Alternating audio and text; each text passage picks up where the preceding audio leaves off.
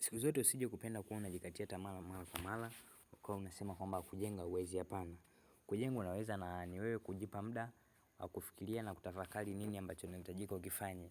Ukiona tunaposti ramani ambazo ni kubwa na zitakuwa zinakuzidi kutokana na mahitaji yako, unaweza ukaandaa ramani ambayo ni ndogo, ambayo unaidraft kiasi tu, alafu sisi tukaiboresha jinsi ikawa jinsi ambavyo unahitaji.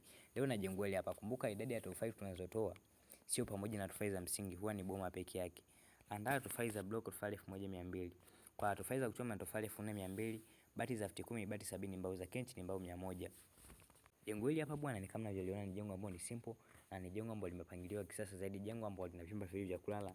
Katika vyumba hivyo kimoja ni self bedroom, ina sebule, kingine ni chumba single na choo cha public.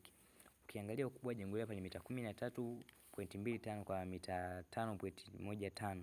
Kwa hiyo ukiona kiwanja kuanzia mita 8 kwa mita 16, jengo hapa inafiti vizuri katika eneo lako hilo na linakaa bila shida. Kwa wale ambao mnahitaji nyumba ambazo zinaweza kuanzia, labda una kiwanja kikubwa, unahofia nini ufanye ili kiwanja kibaki, unaweza kuandaa ramani ambayo ni simple na ikawa ndogo zaidi kwa ajili ya kubana na kiwanja hicho.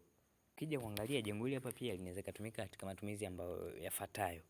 Unaweza kutumia kwamba hiki chumba na sebule ukapangisha, hiki chumba single kina choo chake cha nje pia unaweza kupangisha.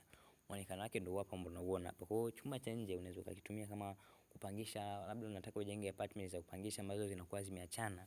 Unaweza kwa double hizi ramani zikawa hata 4 kwenye kiwanja ambacho ni kikubwa.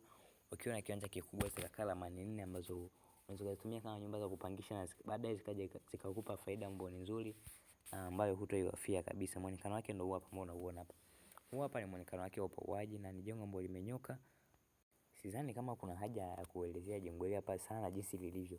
Ni jengo ambalo linaonekana na pia ni ramani fulani ambayo haina mambo mengi, ila ukihitaji ramani ambayo inakuwa na mambo mengi pia tunaweza kukuandalia. Namba zetu ziko hapo juu, ukiwa unahitaji ramani unaweza kutucheki kwa namba hizo hapo.